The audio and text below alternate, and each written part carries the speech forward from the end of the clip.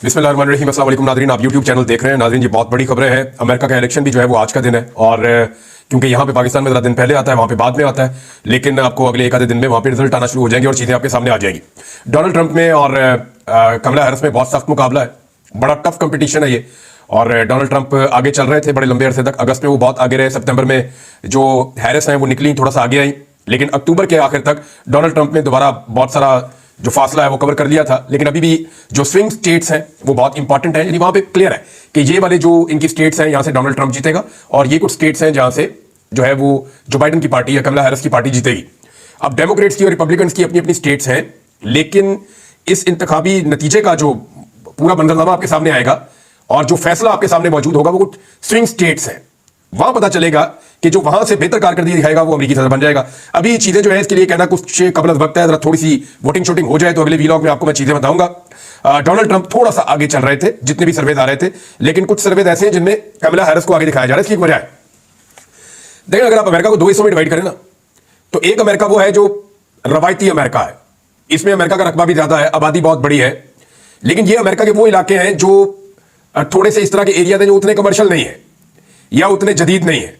यहां पे Donald Trump या रिपब्लिकन्स बड़े तगड़े हैं। लेकिन जब आप आ जाते हैं बड़े शहरों में, जैसा कि न्यूयॉर्क है, जैसा कि वाशिंगटन है, इस तरह बहुत सारे बड़े शहर हैं अमेरिका में, तो यहां पे आपको पता है कि बड़ा जबरदस्त किस्म का यहां पे सरमायादाराना निजाम है। सारी एडवर्टीजमेंट यहां से जनरेट होती है, पैसा जो है वो यहां पे ज्यादा सर्कुलेट होता है, तो यहां पे डेमोक्रेट्स तगड़े हैं। अब जहां पे पैसा है वहां पे डेमोक्रेट्स तगड़े हैं, तो इसका मतलब फिर यह है कि मीडिया को तो पैसा चाहिए होता है, और मीडिया का पूरा बिजनेस जो है वो एडवर्टीजमेंट के ऊपर चलता है। तो क्योंकि सारा कमर्शियल एरिया जो है वो डेमोक्रेट्स के हैं, तो इसलिए मीडिया हमेशा डेमोक्रेट्स को आपको नजर आएगा ज्यादा सपोर्ट करता रहेगा और रिपब्लिकन्स को कम सपोर्ट करता रहेगा। उसके पीछे जो बेसिक रीजन है वो कमर्शियल अपने अपने इंटरेस्ट है, उसके मफादात हैं इनके। तो वहां पे जो डोनाल्ड ट्रंप है वो उनके वो कमर्शियल एरियाज नहीं है जहां पे वो ज्यादा मकबूल है। लेकिन ओवरऑल जितनी भी अब तक सर्वेज आए उनमें डोनाल्ड ट्रंप बहुत टफ कैंडिडेट है, और बहुत मुमकिन है कि वो अगले 24-48 घंटों के अंदर क्लियर हो जाए कि डोनाल्ड ट्रंप जो है वो अमेरिकी अगले सदर बन रहे हैं। हो सकता है ये हो जाए, हो सकता है ये ना भी हो। लेकिन पाकिस्तान में एक बहुत बड़ी खबर है, और ये इतनी बड़ी खबर है, यानी इन्होंने 9 मिनट के अंदर 6 बिल पास करवा लिए।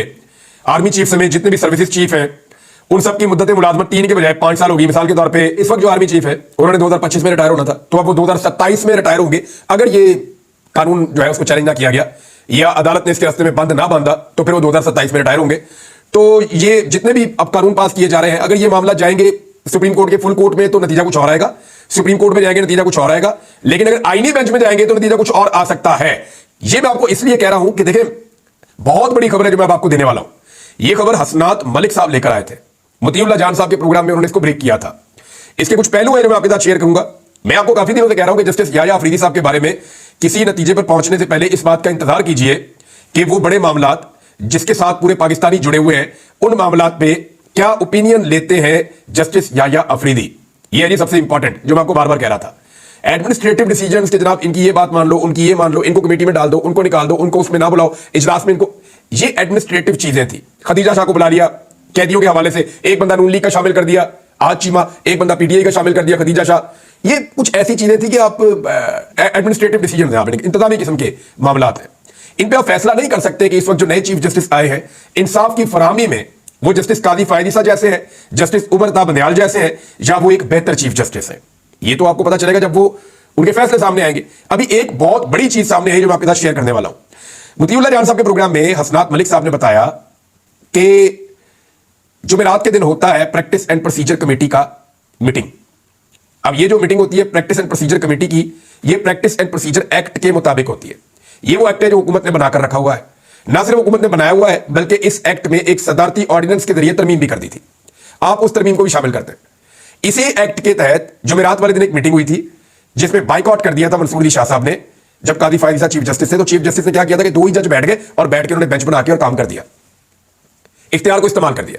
इस एक्ट के अंदर यह लिखा हुआ है कि अगर चीफ जस्टिस भी कमेटी के इजलास में शिरकत ना करे तो दूसरे 2 जजेस कमेटी के इजलास में बैठ के फैसला कर सकते हैं। अब हुआ यह कि जुमेरात को 31 तारीख थी, 31 अक्टूबर, तो दोनों जो मुअज़्ज़िज़ जज साहिबान हैं जिनको कमेटी में खुद शामिल किया है और खुद बताया जस्टिस याह्या अफरीदी साहब ने, उन दोनों जज साहिबान ने राब्ता किया जस्टिस याह्या अफरीदी साहब से और उन्होंने कहा जी कि कमेटी का इजलास है आ जाए। तो जस्टिस याह्या अफरीदी साहब जो चीफ जस्टिस ऑफ पाकिस्तान है वो उस कमेटी के इजलास में शरीक नहीं हुए, लेकिन वो इजलास फिर भी हुआ, वो मीटिंग हुई। उस मीटिंग के अंदर जो है वो जस्टिस मंसूर अली शाह और जस्टिस मुनीब अख्तर बैठे और उन दोनों जजेस ने उस कमेटी के मिनट्स जारी करने का भी हुक्म दिया ये डायरेक्शन दी कि इसके मिनट्स को जारी किया जाए। और उसके अंदर यह फैसला किया गया उस कमेटी में कि जितनी भी आईनी पिटीशंस आई हैं 26वीं आईनी तरमीम के हवाले से जितनी दरखास्तें आई हैं इन सबको इकट्ठा करके 4 तारीख बरोज सोमवार यानी पीर वाले दिन 4 तारीख को यानी कल जो दिन गुजर गया है इन सबको सुप्रीम कोर्ट ऑफ पाकिस्तान में लगाया जाए और सुप्रीम कोर्ट ऑफ पाकिस्तान का फुल कोर्ट यानी तमाम जजेस बैठकर इस केस को सुने। तो ये प्रैक्टिस एंड प्रोसीजर कमेटी ने यह फैसला कर दिया और डायरेक्शन जारी कर दी, इस फैसले को जारी भी कर दिया जाए और कॉज लिस्ट के अंदर बाकायदा डाल दिया जाए कि यह केस फुल कोर्ट सुनेगा और 4 तारीख को सुनेगा। यह हो गया जनाब फैसला। अब होना तो यह चाहिए था उसूल के मुताबिक, कानून और ज़ाब्ते के मुताबिक कि कॉज लिस्ट भी जारी होती, इसके मिनट्स भी जारी किए जाते और यह फैसला इसके ऊपर अमल दरामद होता। लेकिन हुआ यह कि सबसे पहले तो जस्टिस याह्या अफरीदी साहब उसके अंदर बैठे नहीं, कमेटी में जो प्रैक्टिस एंड प्रोसीजर कमेटी उसमें वो नहीं बैठे। नंबर 2 काम यह हुआ कि इसके मिनट्स भी जारी नहीं किए गए अदालती अमले की जानिब से। नंबर 3 काम यह हुआ कि जो बेंच बनाने का हुक्म दिया गया था उस कमेटी की जानिब से वो बेंच भी नहीं बनाया गया। और जो चौथा काम हुआ वो ज्यादा खतरनाक है, वो यह हुआ कि इससे पहले कि यह कमेटी बैठती या इससे पहले कि एक फुल कोर्ट बैठकर 26वीं आईनी तरमीम के ऊपर केस को सुनता और यह फैसला करता कि आया यह तरमीम ठीक हुई है या गलत हुई है। अगर यह तरमीम गलत हुई है तो कलअदम होकर खत्म हो जाती, अगर यह तरमीम ठीक हुई है तो फिर यह तरमीम अपनी जगह पे मौजूद रहती। अब इससे पहले फौरी तौर पे जस्टिस याह्या अफरीदी साहब ने जुडिशियल कमीशन का इजलास बुला लिया। देखिए जुडिशियल कमीशन का इजलास जब बुला लिया जाएगा तो फिर क्या बनेगा, आईनी बेंच। हुकूमत अपनी मर्जी का आईनी बेंच बना देगी। जब हुकूमत अपनी मर्जी का आईनी बेंच बना देगी तो हुकूमत की कोशिश होगी कि उसके बाद जितने कानून बनाए जाए, चाहे वो सही है या गलत है, आईनी तरमीम का मामला हो सही है या गलत है, तमाम चीजें उस बेंच के पास भेजी जाए क्योंकि वो बेंच हुकूमत ने अपनी मर्जी का बनाया हुआ है।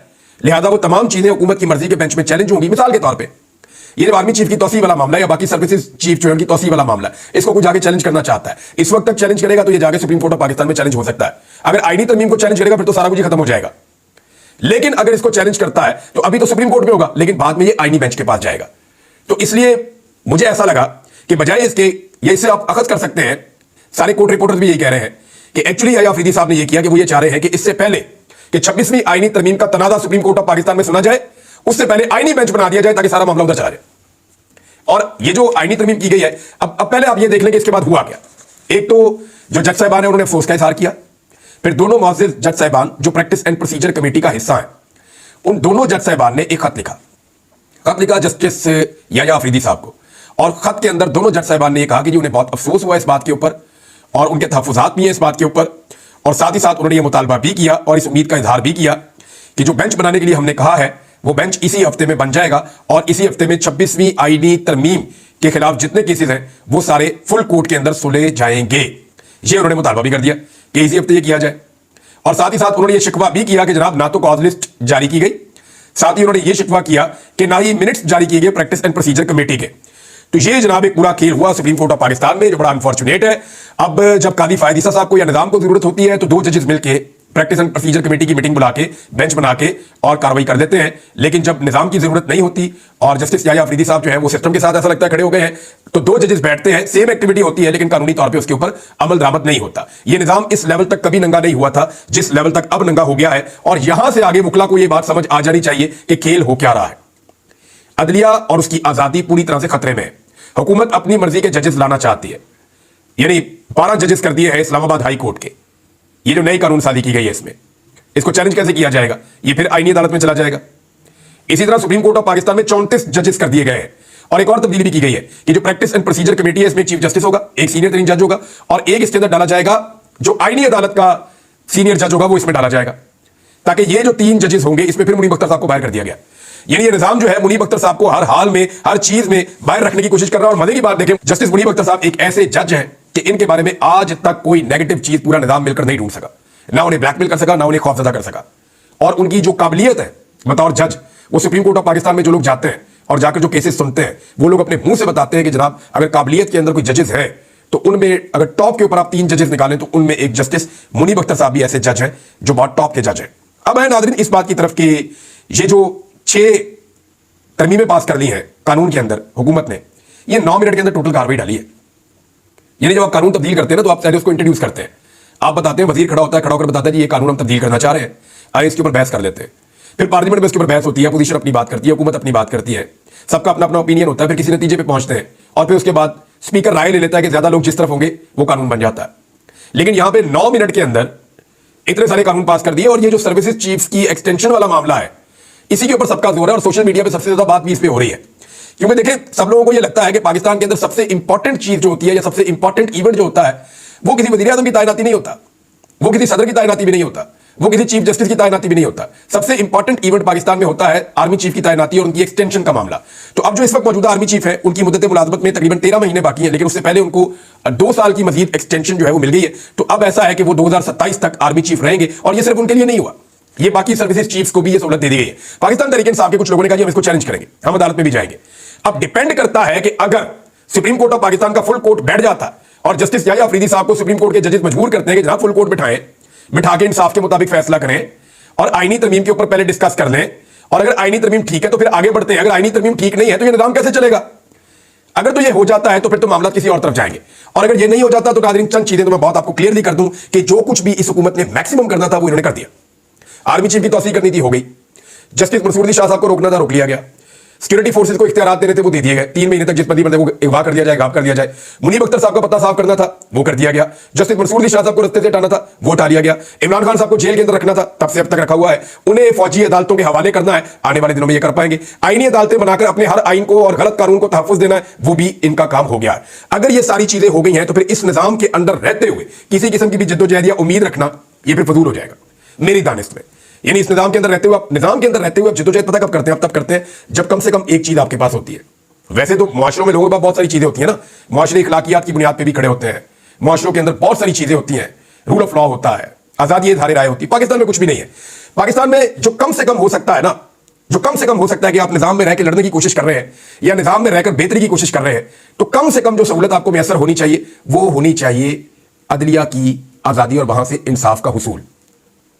जब तक आपको अदालत इंसाफ देती रहती है, आप निजाम के अंदर रहकर निजाम के साथ चिमटे रहते हैं, उसी निजाम में आप टकरे मारते रहते हैं कि इंसाफ मिलेगा, यह दरवाजा खुलेगा, मैं कोशिश करूंगा।